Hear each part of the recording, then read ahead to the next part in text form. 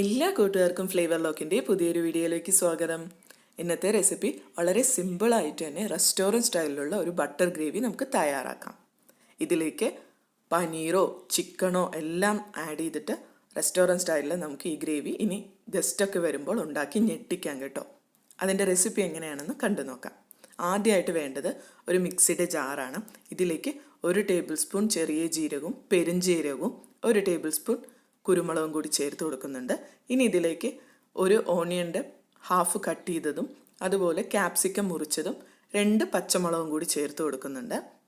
ഇനി നമ്മളിതിലേക്ക് 2 മീഡിയം സൈസിലുള്ള നല്ല പഴുത്ത തക്കാളിയാണ് ചേർത്ത് കൊടുക്കുന്നത്.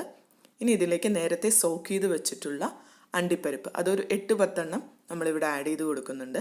ഇനിയാണ് നമ്മൾ തിളപ്പിച്ച് ആറിയ പശുവിൻ പാല് അത് ഒരു 1/4 കപ്പോളം ചേർത്ത് കൊടുക്കാം. ഇനി ഇതിലേക്ക് 1 ടേബിൾ സ്പൂൺ കസ്തൂരി മേത്തി അങ്ങനെ തന്നെ ചേർത്ത് കൊടുക്കാം. ഇനി ഇതെല്ലാം കൂടെ നന്നായിട്ട് നമ്മൾക്ക് പേസ്റ്റ് പരുവത്തിൽ നല്ല രീതിയിൽ അരച്ചെടുത്തിട്ട് വരണം. കണ്ടില്ലേ, നല്ല സ്മൂത്ത് നല്ല തിക്കായിട്ടുള്ള ഒരു കൺസിസ്റ്റൻസിലെ ഒരു ഗ്രേവി കിട്ടിയിട്ടുണ്ട്. ഇനി നമുക്ക് ഒരു പാൻ അടുപ്പിൽ വെച്ച് നന്നായിട്ടൊന്ന് ചൂടായതിന് ശേഷം അതിലേക്ക് 1 ടേബിൾ സ്പൂൺ ബട്ടർ ആഡ് ചെയ്ത് കൊടുക്കാം. ഇനി ഇത് കരിയാതിരിക്കാനായിട്ട് കുറച്ച് സൺഫ്ലവർ ഓയിലും കൂടി നമുക്ക് ചേർത്ത് കൊടുക്കാം. എന്നിട്ട് ഇത് നന്നായിട്ടൊന്ന് മെൽറ്റ് ചെയ്യാനായിട്ട് നമ്മൾ 2 മിനിറ്റ് ഒന്ന് നന്നായിട്ട് വഴറ്റി കൊടുക്കാം. ഇനി ഇതിലേക്ക് നമ്മൾ ചേർത്ത് കൊടുക്കാൻ പോകുന്നത് ബിരിയാണി സ്പൈസസ് ആണ്. പട്ട, ഗ്രാമ്പൂ, ഏലക്ക, കുരുമുളക്, ബിരിയാണി ലീഫ് അതില്ല, അതുകൊണ്ട് ഞാൻ ചേർത്തില്ല. ഇതെല്ലാം അധികം ചേർത്ത് പോകുന്നത് 2-3 പീസ് വെച്ച് ചേർത്തതിന് ശേഷം അതൊന്ന് അതിൽ കിടന്ന് ഒന്ന് മൂത്ത് വന്നതിന് ശേഷം നമ്മൾ ഇതിലേക്ക് അരച്ചെടുത്തിട്ടുള്ള ഗ്രേവി ഉണ്ടല്ലോ അത് ഒഴിച്ചു കൊടുക്കാം. ഇനി ഇത് നന്നായിട്ടൊന്ന് മിക്സ് ചെയ്ത് കൊടുക്കാം. ഇനി നമുക്ക് ഇതിലേക്ക് ആവശ്യമുള്ള പൊടികളോട് ചേർത്ത് കൊടുക്കാം. മഞ്ഞൾപ്പൊടി വളരെ കുറച്ച് ചേർത്താൽ മതി. എരിവുള്ള സാധാരണ മുളക് പൊടി 1 ടേബിൾ സ്പൂണും കശ്മീരി ചില്ലി പൗഡർ നല്ല കളറ് കിട്ടുന്നതിന് 1 ടേബിൾ സ്പൂണും കൂടെ ഞാൻ ചേർത്ത് കൊടുക്കുന്നുണ്ട്. ഇനി ഇതിലേക്ക് 1/2 ടേബിൾ സ്പൂൺ മല്ലിപ്പൊടി ചേർത്ത് കൊടുക്കാം. എന്നിട്ട് ഇത് നന്നായിട്ടൊന്ന് മിക്സ് ചെയ്ത് കൊടുക്കാം കേട്ടോ. ഇനി നമ്മുടെ ഗ്രേവിയിലേക്ക് ആവശ്യമായിട്ടുള്ള ഉപ്പ് കൂടെ ചേർത്ത് കൊടുക്കാം. എന്നിട്ട് ഒന്നുകൂടെ മിക്സ് ചെയ്തിട്ട് നമുക്കിതൊന്ന് അടച്ച് വെച്ചിട്ട് നന്നായിട്ട് തിള വരുന്നത് വരെ വെയിറ്റ് ചെയ്യാം. ആ സമയം കൊണ്ട് തന്നെ നമുക്ക് വേറൊരു പാനിലോട്ട് ആവശ്യത്തിന് ബട്ടർ ഉരുക്കി ചേർത്തതിന് ശേഷം ഇത് ഹോം മെയ്ഡ് ആയിട്ടുള്ള ടോഫു ആണ്, അതോടെ ചേർത്ത് കൊടുത്ത് നന്നായിട്ടൊന്ന് മൊരിച്ചെടുക്കാം. സിമ്മിലിട്ട് നന്നായി തിളച്ച് വന്നിട്ടുണ്ട് നമ്മുടെ ഗ്രേവി.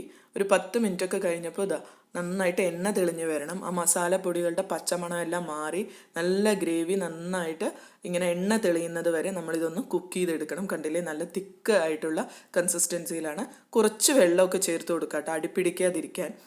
ഇനി ഇതിലേക്ക് നമ്മൾ ചേർത്ത് കൊടുക്കുന്നത് ഗരം മസാലയാണ്. അതൊരു 1/2 ടേബിൾ സ്പൂൺ അവസാനം ചേർത്ത് കൊടുത്തിട്ട് ഒന്ന് നന്നായിട്ടൊന്ന് മിക്സ് ചെയ്ത് കൊടുക്കാം.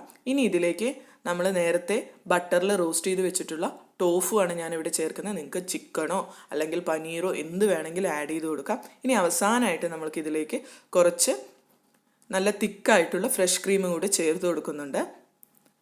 എന്നിട്ട് ഇതിലേക്ക് ആവശ്യത്തിനുള്ള മല്ലിയില ചെറുതായിട്ട് അരിഞ്ഞത് കൂടി ചേർത്ത് കൊടുത്താൽ നമ്മുടെ ബട്ടർ ടോഫു ഗ്രേവി റെഡി ആയിട്ടുണ്ട്.